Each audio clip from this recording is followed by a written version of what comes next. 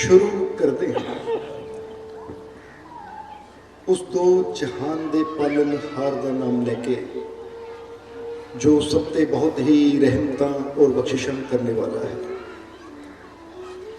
अज दे सत्संग असीं शुरू करिए उस तो पहला अज जिन्हां मैंबरां दी वजह दे नाल सानू सारिआं नूं ये आनंद लैण दा मौका मिलिया है। बोलो आनंद आ रहा कि नहीं? जे नहीं आ रहा पहले दस दो, क्योंकि जो आनंद आवे तो मुबारकबाद बधाई भी फिर दी जाती है। और ये पल ये घड़ियां ही आनंद दियां हैं, क्योंकि असीं आनंद हासिल करने तो इत्थे आए हैं। और अज जिन्हां मैंबरां दी वजह नाल सानू इस मौका मिलिया है, जिन्हां ने ये सारी तैयारी की, इंतजाम किया और असीं इत्थे इकट्ठे हुए हैं। सो सब तो पहला असीं अपनी तरफों और आई हुई सारी संगत की तरफों इन्हां सारे मैंबरां नूं, ये सारे नगर वासियां नूं और आई हुई सारी संगत नूं बहुत बहुत बधाई देवांगे, मुबारकबाद देवांगे, क्योंकि तुसीं भी बड़े प्रेम नाल पहुंचे हो। क्योंकि देखिया कि बड़ी दूरों दूरों तुहाडा प्रेम तुहानूं खिंच के लैके आया है। जिस तरह कई बार देखीदा है कि पतंग बड़ी उपर हुंदी है आसमान ते, पर थल्ले खड़ा बच्चा उन्होंने इदा तुड़का दिंदा है तो उत्थे पतंग हिलदी है। हुण उत्थे ये नहीं देखा जाता कि पतंग और बच्चे के दरम्यान दूरी कितनी है। उत्थे ये चीज़ नहीं नोट की जाती, देखी जाती कि पतंग 1.5 किलोमीटर दूर है, 2 किलोमीटर दूर है, कितने मीटर दूर है। उत्थे ये चीज़ नहीं देखी जाती कि पतंग और बच्चे के दरम्यान दूरी कितनी है।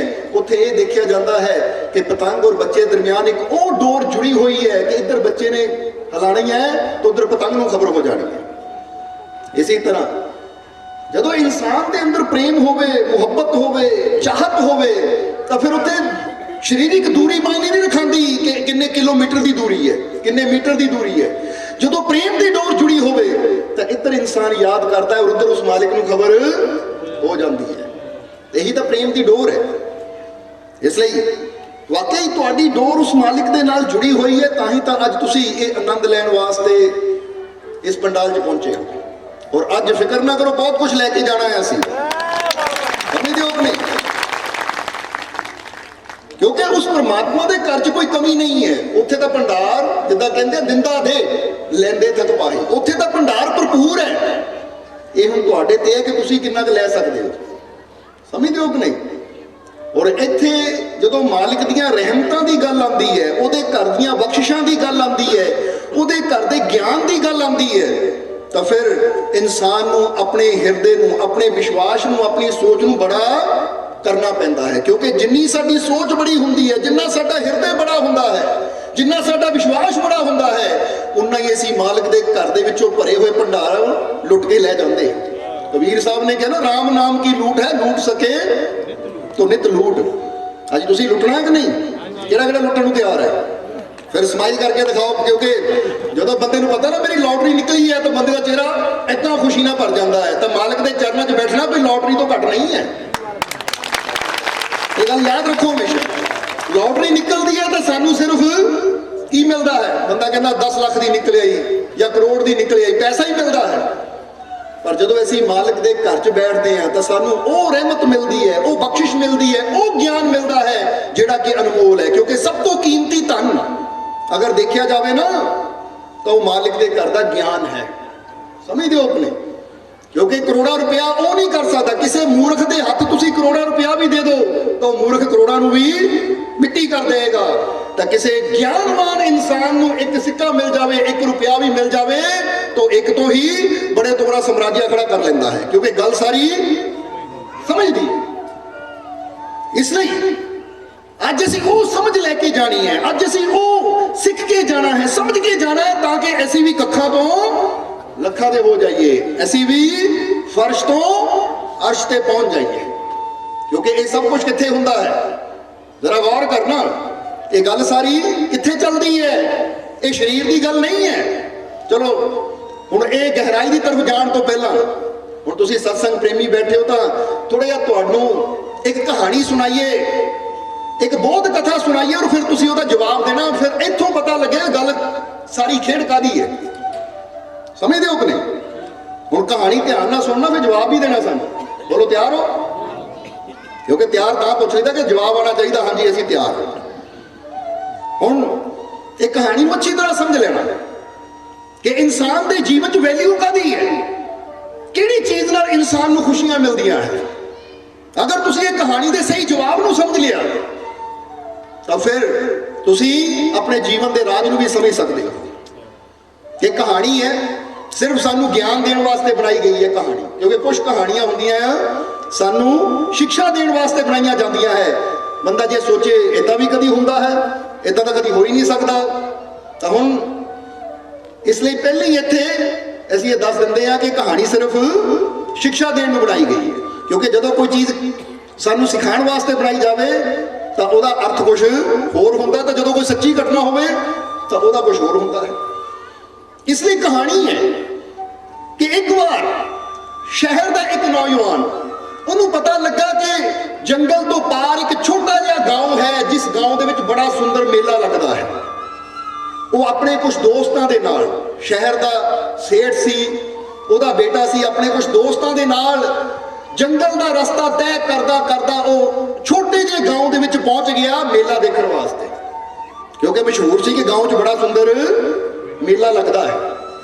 हुण जदों उस मेले चों नौजवान पहुंचिया, उस मेले नूं देखिया तो मेले नूं देख रहा सी कि देखदियां देखदियां मेले नूं कि ओहदी नज़र उस मेले च आई हुई एक युवती ते पई, एक लड़की ते पई, और ओहदे मन च भावना पैदा हुई कि मेरे पिता ने कई बार कहा कि बेटा हुण तेरी उम्र हो गई है, शादी कर लै, पर उन्होंने कोई लड़की पसंद नहीं आती सी। पर अज जो उस मेले च उसने उस लड़की को देखा तो मन च सोच लिया कि मैं अगर शादी करनी है तो ये करनी है, क्योंकि मेले च उस लड़की को देख के कोई गलत भावना नहीं उठी, एक सच्ची भावना, पवित्र भावना उठी कि मैं ये शादी करनी है। क्योंकि मेरा पिता कहता से कि बेटा हुण कोई लड़की पसंद कर ले ताकि तेरी शादी कर दी जाए, पर अज वो लड़की उन्होंने पसंद आ गई, पर हुण हिम्मत नहीं होती पै रही वो लड़की नाल गल करन दी, पर मन ही मन वो प्यार करन लग गया कि ब्याह करना है तो मैं ये ही करना है। हुण जदों मेला समाप्त होया तो मेला घूम के वो अपने दोस्तों नाल जदों वापस जा रहा है तो दोस्तों ने भी देखा जदों आ रहा सी तो बड़ा खुश सी, बड़ी चेहरे ते स्माइल सी, पर हुण बड़ा उदास उदास वापस जा रहा। पुछया दोस्तों ने कि मित्र की गल हुई, क्योंकि पता मुखी तो यही तो सानू लैके आया, क्योंकि सेठ का बेटा इन्हें सारा साडे आने का इंतजाम किया, सारा खर्चा किया, साडा मुखी मैंबर तो यही है, ये उदास क्यों है।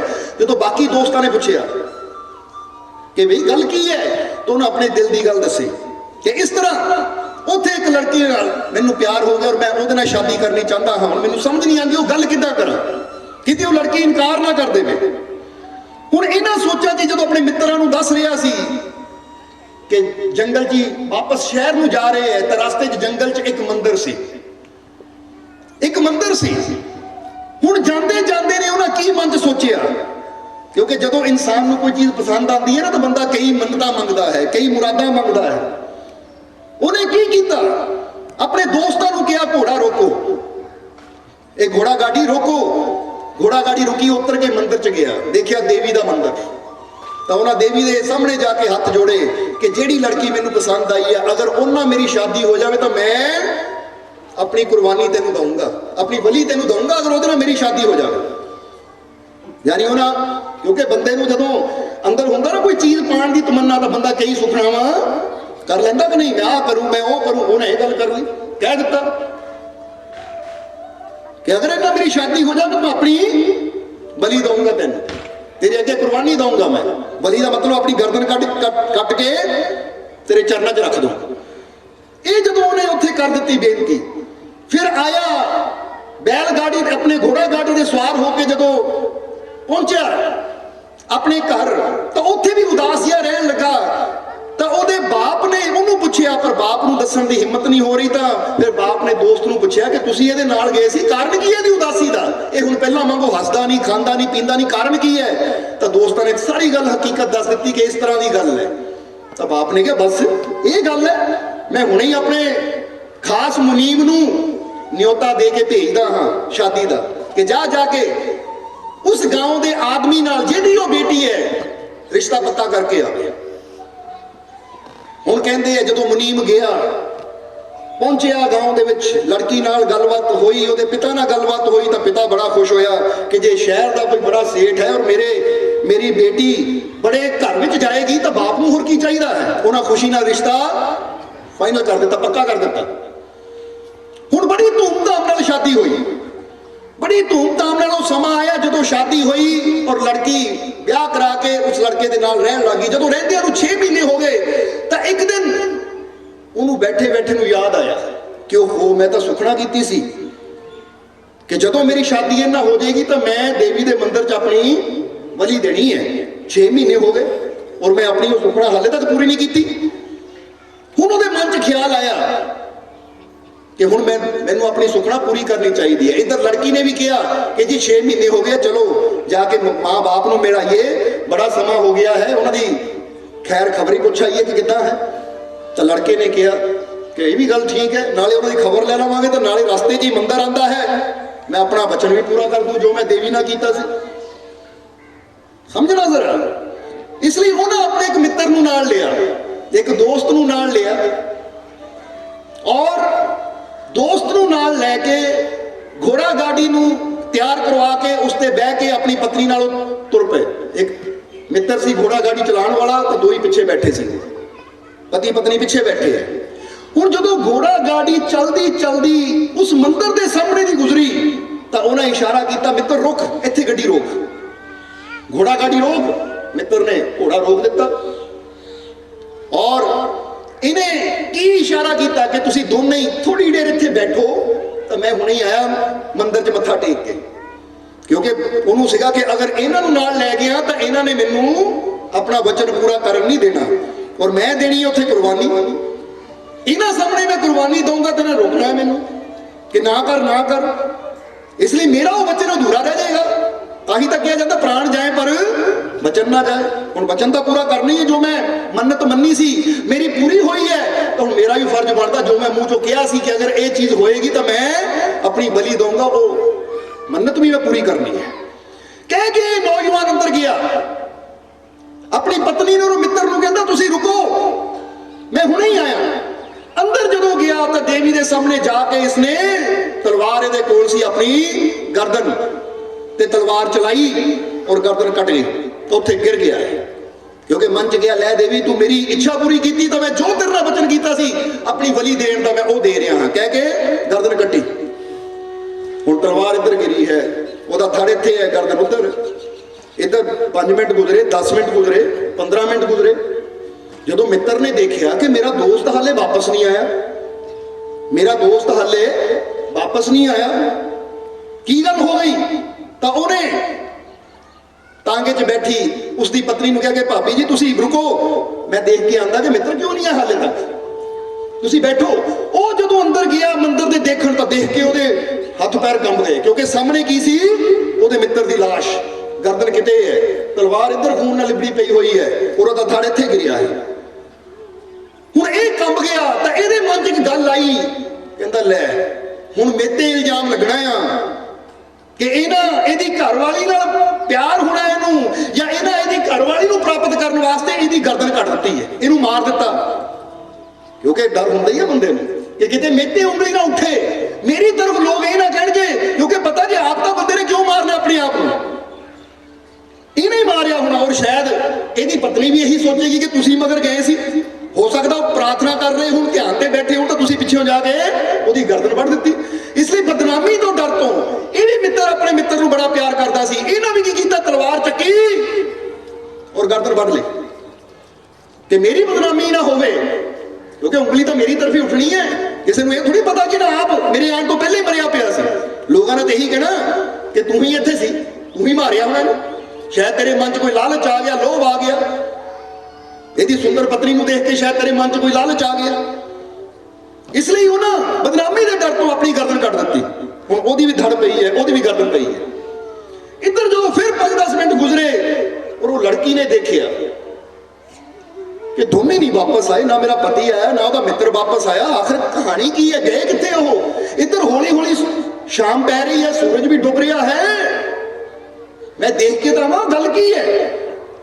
ਹੁਣ ਜਦੋਂ ਪਤਨੀ ਉਤਰ ਕੇ ਗਈ ਘੋੜਾ ਗਾੜੀ ਚੋਂ, ਮੰਦਿਰ ਦੀਆਂ ਸੀੜੀਆਂ ਚੜ ਕੇ ਦੇਖਿਆ तो भी देख के हैरान रह गई कि दोनों की गर्दन कटी हुई है तो दोनों के धड़ सामने पे हुए हैं।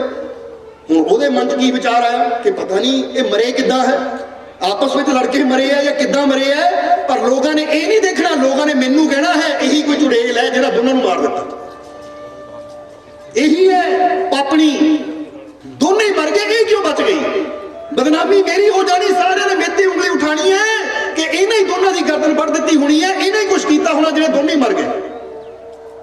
इस करके उन्हें की किया, उन्हें भी तलवार उठाई और उठा के देवी को कहने लगी, देवी मेरी भी बलि कबूल कर, यानी इदा की जिंदगी मैं नहीं जीनी कि सच्ची होंदिया होया कल नूं मेरे ते तोहमतां लगण, मेरे ते कोई दाग लगे या मेरी इज्जत नूं कोई दाग लगे, मेरी बदनामी होवे, ऐसी जिंदगी जीण नालों मैं भी मरन लगी है। सूरज डुबण वाला सी, संध्या वेला सी, जिद्दां ही इन्हां गर्दन चुकी, अपने तलवार चुकी, गर्दन ते फेरन लगी, कहते संध्या वेला, और संध्या वेला वो वेला हुंदा जदों इंसान की प्रार्थना बड़ी जल्दी सुनी जाती है, तां ही तां प्रभात वेला और संध्या वेला, ये दो टाइम इदां दे हुंदे है, इहनूं असीं कह सकदे ना दिन है ना रात है।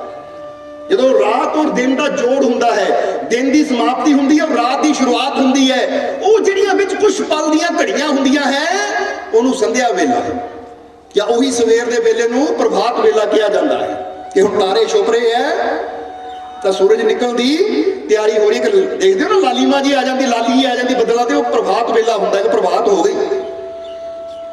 उस वेले जदों लड़की गर्दन ते तलवार फेरन लगी तो देवी प्रगट हो गई। देवी कहती रुक बेटा रुक रुक, अपनी गर्दन ते ना तलवार फेरी, इदां ना कर, क्योंकि तू मैनू बड़ा प्यार करदी है, मैं भी तेनू बड़ा प्यार करदी है, इसलिए इदां अपनी कुर्बानी ना दे, दस तू की चाहती है, जो तेरी इच्छा होएगी मैं पूरी करूं।